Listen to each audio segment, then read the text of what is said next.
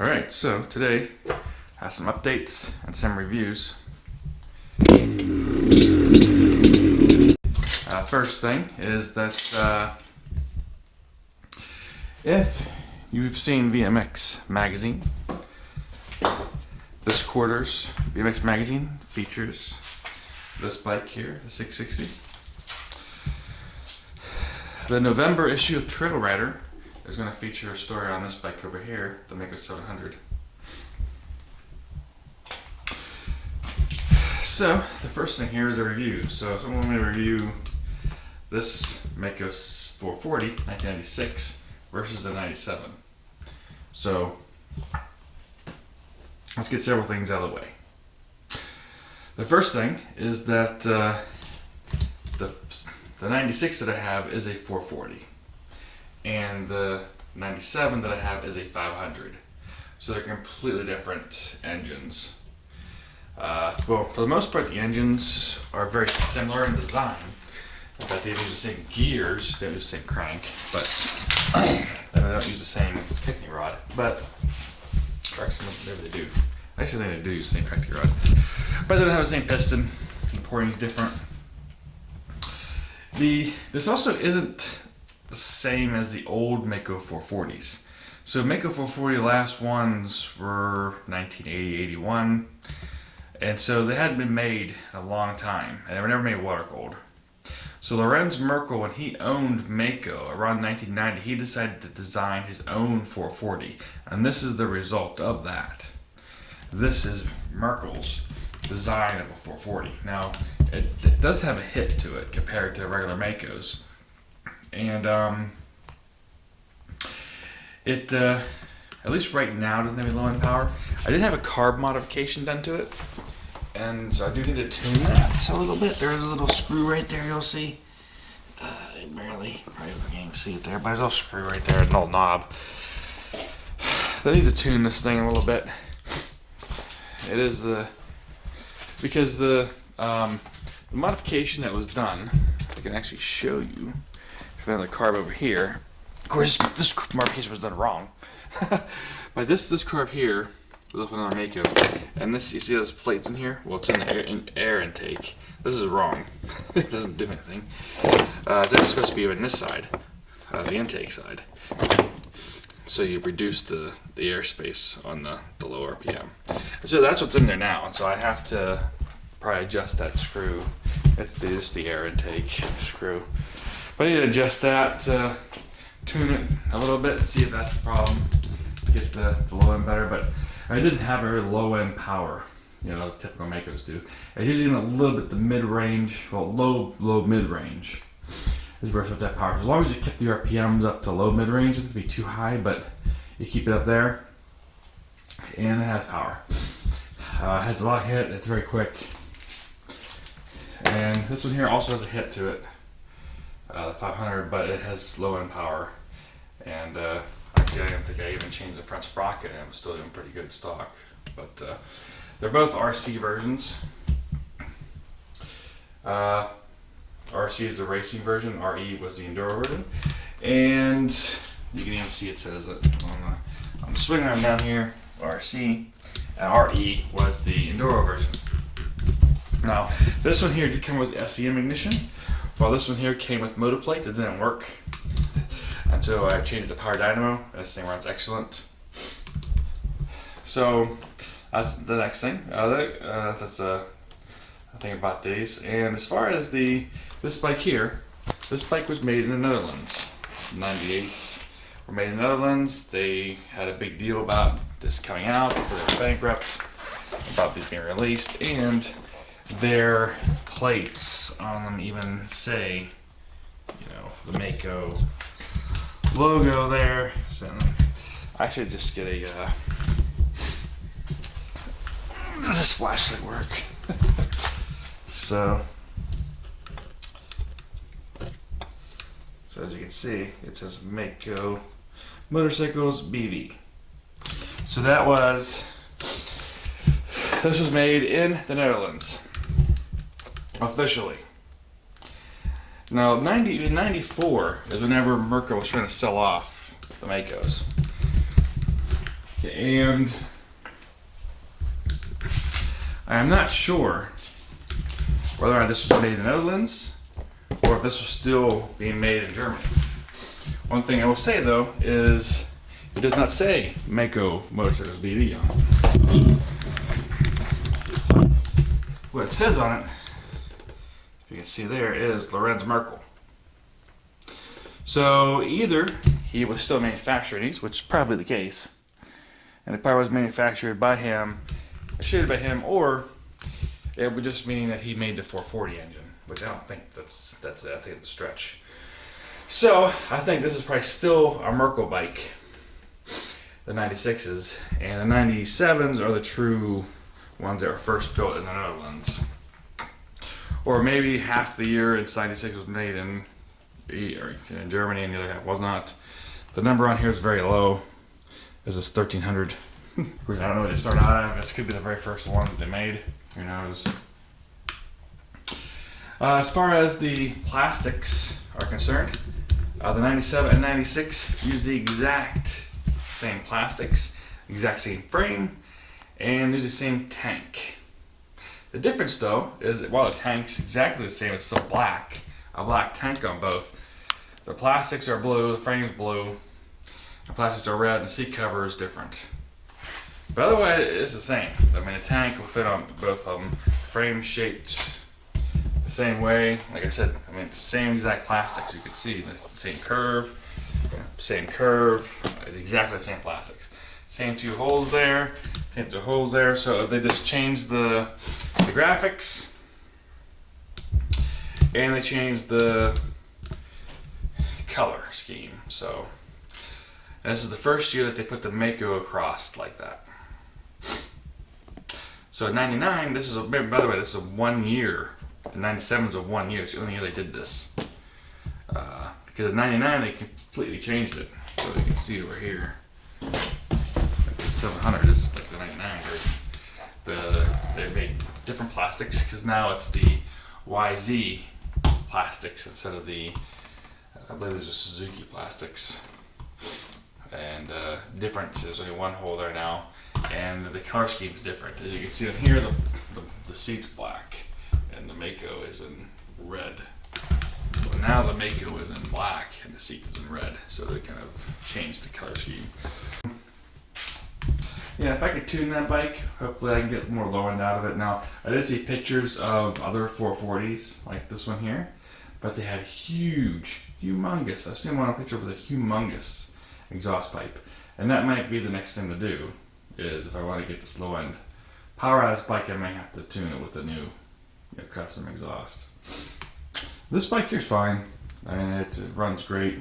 I mean, as far as the power on both these, I don't know if they made a 440 in 97 or where they dropped it. But at some point they dropped the 440.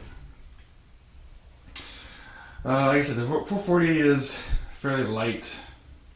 Easy to, I mean, it's so easy to ride. It's light, doesn't have too much power. I mean, especially after you're done riding 700, this bike just feels like riding a tricycle. I mean, it just feels like there's no power. But it screams. It's a decent bike. Definitely the 500 is better though. I mean, this bike is outstandingly better. I mean, if this one will pull the front up, of course. This one will pull it up harder though. So this one definitely screams more. This one definitely. I mean, all these other bikes here would kill this bike for sure. Because this bike is not as quick as other bikes. I mean, it's a fairly quick bike for sure. Don't get me wrong. When you compare it to 700, you compare it to this 500 over here. It's not as quick as those bikes.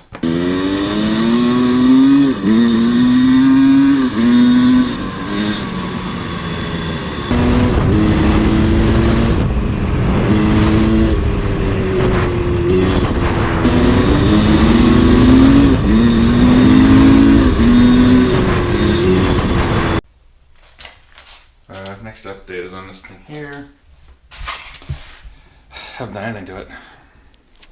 I still need to figure out what to do with the intake stuff, but I think next week what I'm going to do is I'm gonna start putting the plastics on it. I'm gonna fix. Let's see if I can get the electrical all done. I mean, electrical's working, but I need to be able to mount this thing properly somehow. So figure that out next week, I think. Figure that out and get the front and rear brakes set up and working. Start putting the plastics on. If I get that on, get the gasket on, and then the last thing to do is the carb and the exhaust pipe. I don't have the exhaust pipe down here right now, but I think I've got a problem with the exhaust pipe not fitting on here. So the exhaust pipe might have to be changed or something. We'll have to see. And then there's these things here. So as you notice, there's no things here to stop this thing from turning. So I need to see if I can make those work or not. So I'm gonna try to thread this knot, then I can just drill a hole through there and have a bolt on the bottom, I guess. But try to do that. There's a thread set on the floor right there.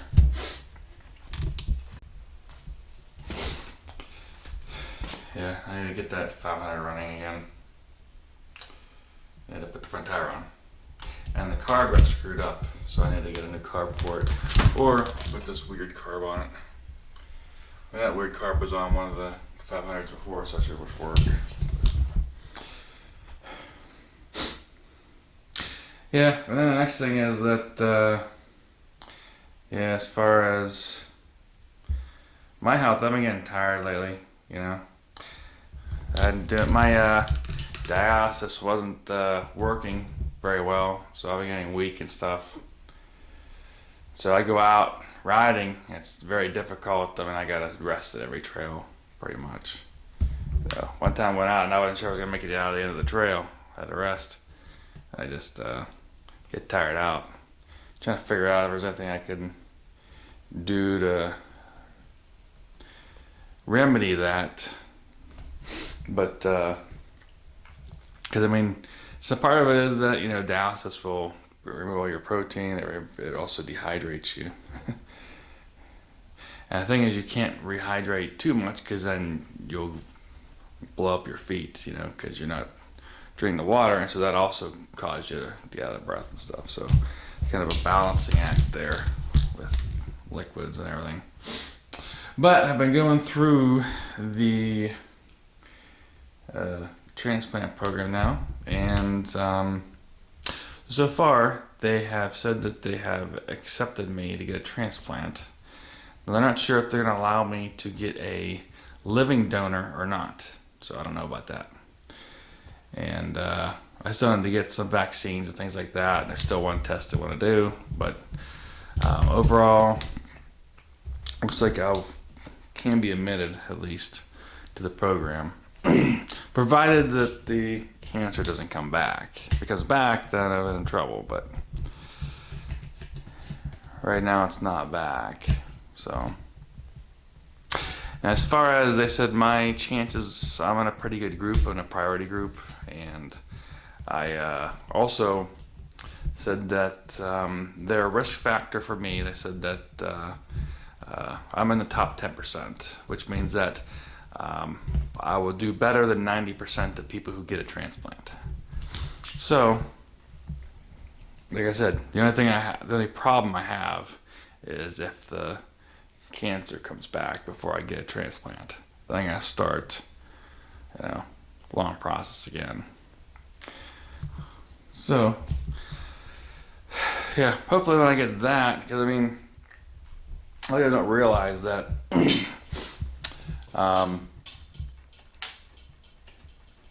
Your kidneys do more than just filter your blood, right? So they actually do, they regulate your blood pressure.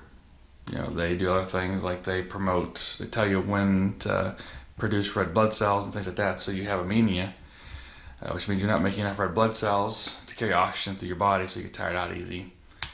You start having high blood pressure, you know, so you got to take all kinds of medications and things to remedy all that stuff.